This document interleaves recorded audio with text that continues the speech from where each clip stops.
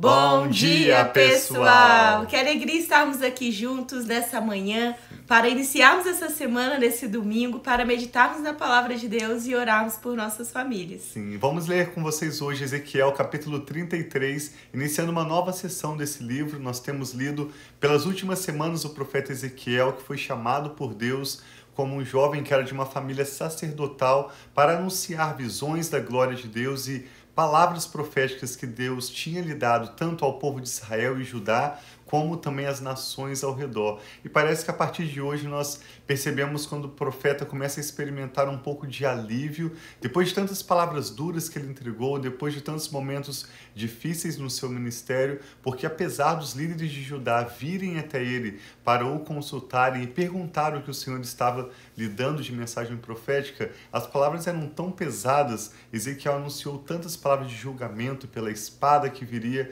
contra aqueles povos, pela peste, pela fome, como uma consequência do seu pecado. Mas nesse capítulo, primeiro, o Senhor encoraja o profeta Ezequiel, dizendo que ele seria como um sentinela, e nós vamos ver a responsabilidade dele. Não tem outra opção melhor a não ser Ezequiel seguir e obedecer o seu chamado. E em segundo lugar, nós vamos começar a ver o cumprimento de várias palavras proféticas, coisas que Ezequiel tinha profetizado 2, 5, 10, 11, 12 anos até antes começam a se cumprir. E como é bom como nós vemos as promessas do Senhor, sejam quais forem, quando um pastor, um profeta entrega uma mensagem do Senhor e aquela palavra se cumpre, então aquele homem de Deus é confirmado como uma pessoa que verdadeiramente falou no nome do Senhor. É o que nós vamos ver na leitura de hoje e nessa semana também.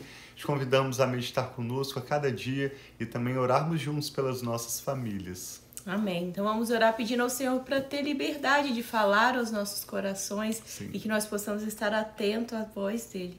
Pai, amém, muito obrigado. Obrigado por esse tempo que nós podemos ter aqui juntos. Tantas pessoas queridas, Pai, para recebermos a Tua palavra.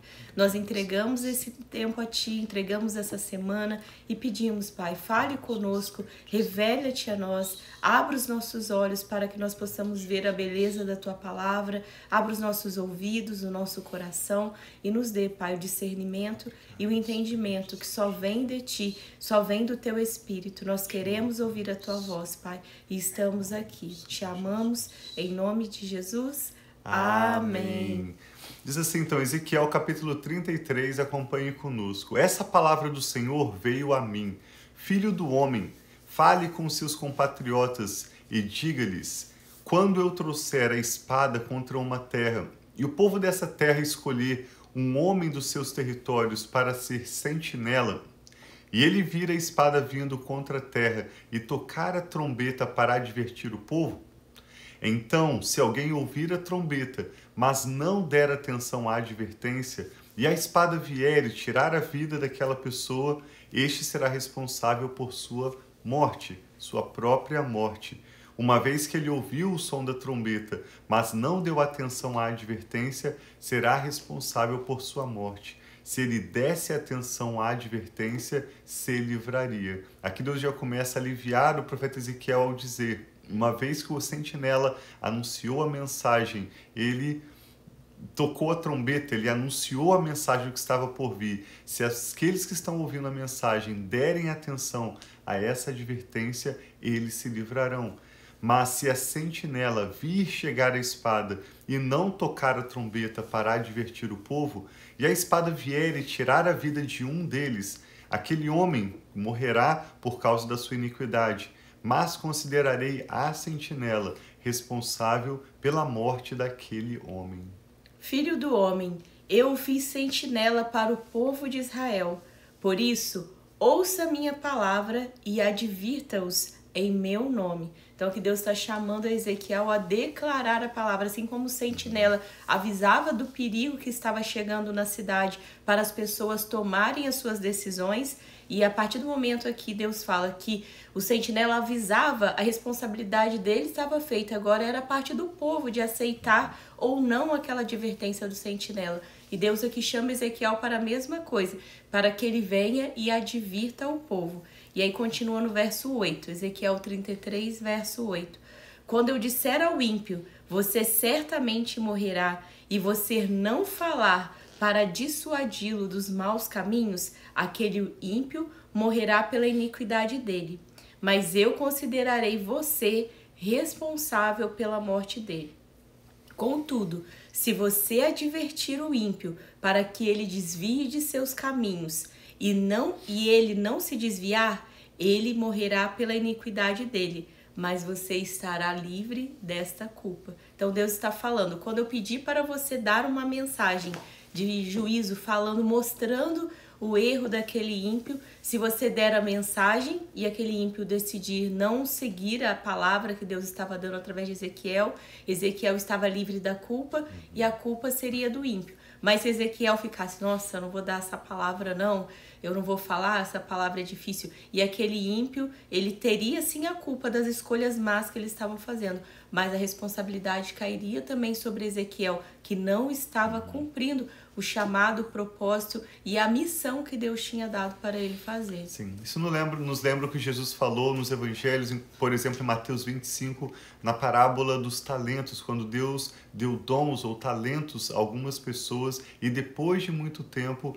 esse homem, na verdade, que entregou os talentos aos seus servos, representando Deus, e os seus servos vêm para cobrar contas e cada um vai prestar contas. Cada um de nós vai responder diante do Senhor pelos recursos, pela influência, pelo uso do nosso tempo e todos os dons que Deus tem nos dado. Mas o Senhor deixa claro que não é nossa responsabilidade convencer as pessoas, não é nossa responsabilidade nem nosso dever controlar as pessoas, mas apenas falar as palavras de Deus. E também é nossa responsabilidade, uma vez que nós ouvimos essas palavras, nós estarmos atentos às advertências, às orientações que nos são dadas, para que nós possamos viver e viver em abundância.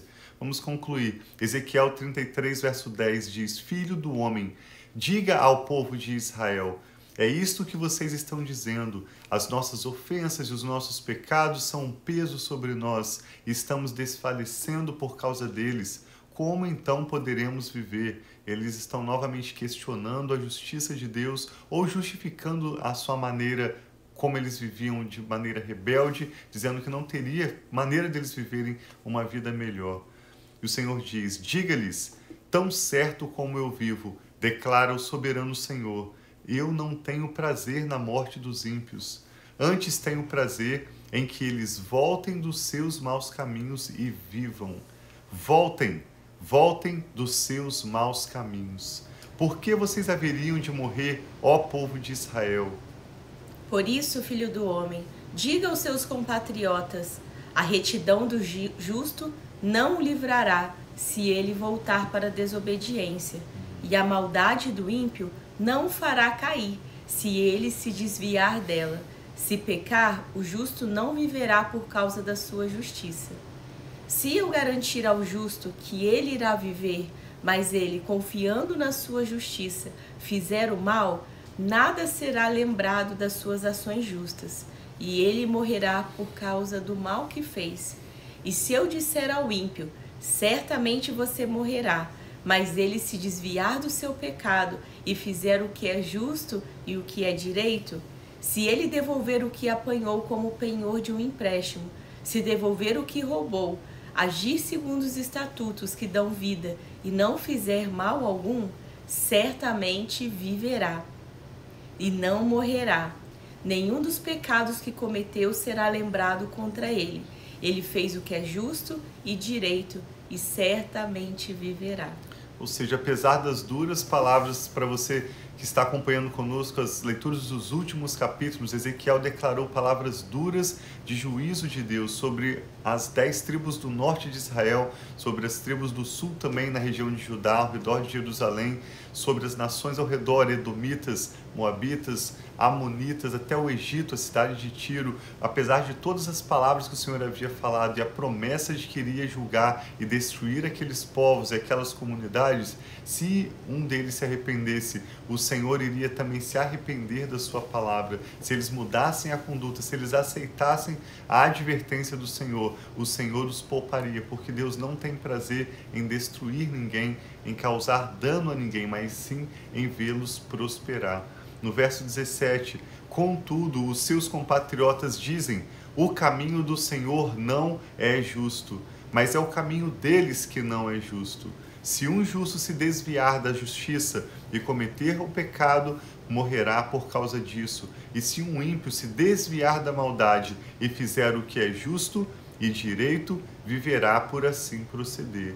No entanto, ó povo de Israel, você diz: o caminho do Senhor não é justo, mas eu julgarei cada um de acordo com os seus próprios caminhos. E aí Ezequiel começa a relatar a partir de agora o cumprimento de várias palavras que ele havia anunciado, como por exemplo a tomada de Jerusalém na época do Império da Babilônia sob o comando de Nabucodonosor. Verso 21.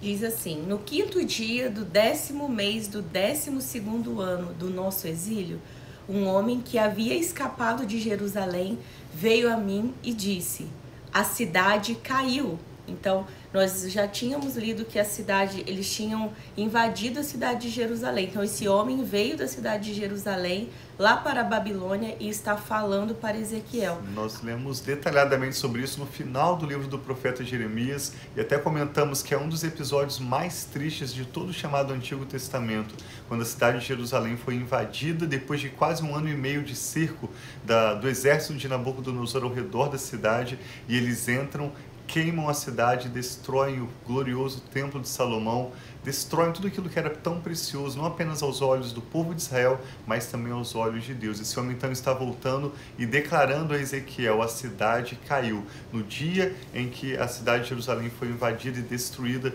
pelos babilônios. Vamos ver uma coisa? Não, só isso. Ora, na tarde do dia anterior, a mão do Senhor estivera sobre mim, e ele abriu a minha boca antes de chegar aquele homem pela manhã. Assim foi aberta a minha boca e eu não mais me calei. Então essa palavra do Senhor veio a mim: filho do homem, o povo que vive naquelas ruínas em Israel está dizendo: Abraão era apenas um homem, contudo possuiu a terra. Mas nós somos muitos, com certeza receberemos a terra como propriedade. Eles estão acreditando ou pensando que Abraão havia conseguido as bênçãos de Deus pela sua própria capacidade humana, pela sua própria força, esquecendo-se que na verdade Abraão foi abençoado, considerado justo e prosperado por Deus por causa da sua fé, por ouvir e aceitar, concordar com as palavras de Deus. Então diga a eles que assim diz o soberano Senhor: uma vez que vocês comem carne com sangue, voltam-se para os seus ídolos e derramam sangue, coisas que eram contrárias à lei de Moisés, à lei dada ao povo de Israel, o Senhor pergunta: como vocês deveriam possuir a terra? Vocês confiam na espada, fazem coisas detestáveis e cada um de vocês contamina a mulher do seu próximo. Deveriam possuir a terra? Diga-lhes que assim diz o Senhor, o soberano: tão certo como eu vivo, os que restam nas ruínas cairão à espada. Os que estão no campo entregarei aos animais selvagens para serem devorados, e os que se abrigam em fortalezas e em cavernas morrerão de peste. Tornarei a terra um deserto abandonado. Darei fim ao poder de quem se orgulha. E mais uma vez o orgulho aparecendo. Deus fala muitas vezes contra o orgulho. Sim. E tão arrasados estarão os montes de Israel, que ninguém desejará passar por lá.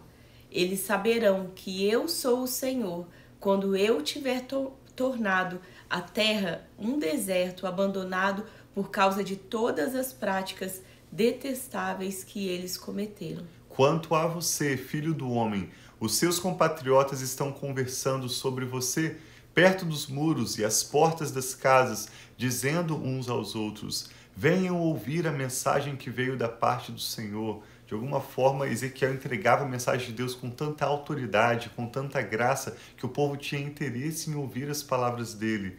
O meu povo vem a você, como costuma fazer, e senta-se para ouvir as suas palavras, mas não as põe em prática. Aqui estava o problema. Com a boca expressam devoção, mas o coração deles está ávido por ganhos injustos. De fato, para eles, você não é nada mais do que um cantor que entoa cânticos de amor com uma bela voz, sabe tocar bem um instrumento, pois eles ouvem as suas palavras, mas não as põem em prática.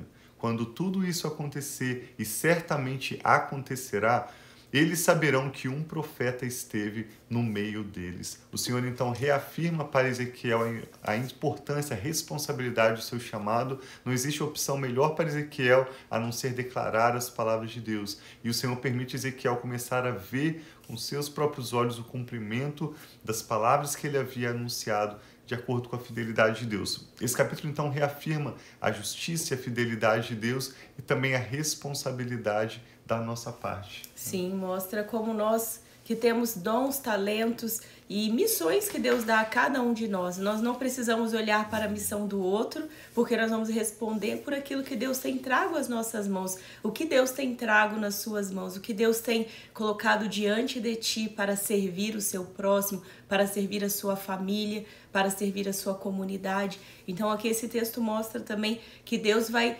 trazer essa responsabilidade, o que você fez com aquilo que eu te dei, com a missão, com aquilo que eu pedi para você entregar ao meu povo. E a partir do momento que nós estamos seguindo esses caminhos, essa direção de Deus, não é nossa responsabilidade fazer o outro também aceitar, seja a palavra, ou até mesmo reconhecer o nosso trabalho, mas é o próprio Deus que reconhece, é o próprio Deus que tem nos dado para cada um de nós uma missão, um propósito, um chamado, e que nós possamos estar atentos à voz de Deus, não olhando, querendo fazer aquilo que o outro está fazendo. Muitas vezes nós falamos aqui também sobre comparação, que às vezes a gente acha tão lindo o que o outro faz, mas Deus tem algo específico para cada um de nós, e é isso que Deus tem esperado. Se cada um de nós fizermos a nossa parte, nós vamos abençoar muitas pessoas de diferentes lugares, diferentes países, diferentes formas. Talvez tem pessoas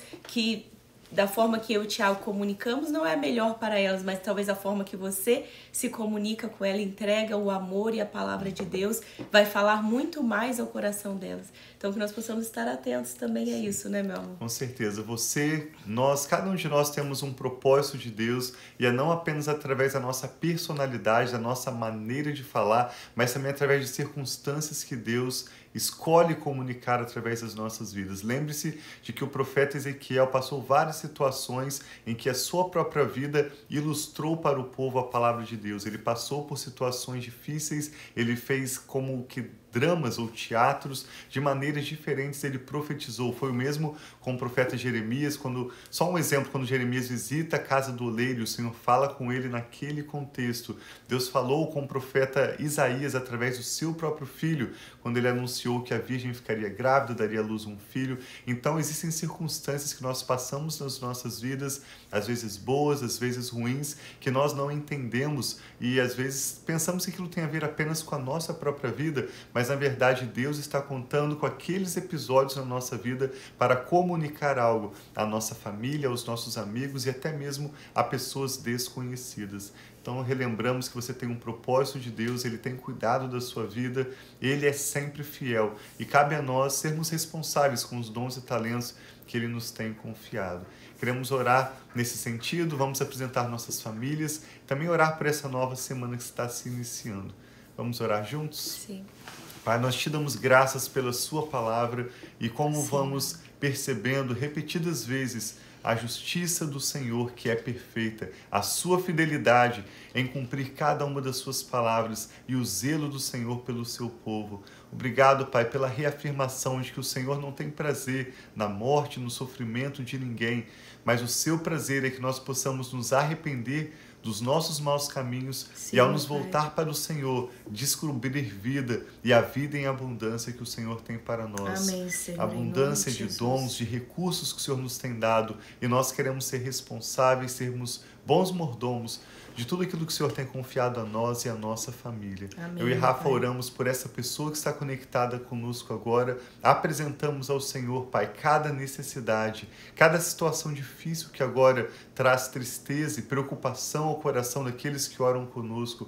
Eu e a Rafa pedimos a bênção de uma nova semana, pedimos que essa seja uma semana de boas notícias, Sim, de alívio, Pai. de soluções do Senhor. Pedimos que o Senhor nos dê sabedoria para sermos sim bons mordomos e administradores administrarmos bem os dons que o Senhor nos tem dado, no bom uso do nosso tempo, nas decisões que teremos hoje, nessa semana que se inicia. Pedimos, Pai, o Teu cuidado e a Tua graça, que o Senhor nos abençoe em tudo e nos livre de todos os males. A Tua palavra diz que a bênção do Senhor nos enriquece e não acrescenta dores. Amém, Oramos, Senhor, Pai, por aqueles que estão Jesus. atravessando momentos de dificuldade na sua família. Oramos por aqueles que estão com problemas de saúde, por aqueles que estão hospitalizados, por aqueles que passaram por uma cirurgia, ou aqueles que estão diante de um diagnóstico difícil. O Senhor é Jeová Rafá, o Deus que cura. Senhor, e no nome do Senhor Jesus, nós liberamos uma ordem de cura sobre os enfermos, Senhor, e sobre aqueles cujos nomes são apresentados ao Senhor agora em oração. Não há enfermidade difícil para o Senhor,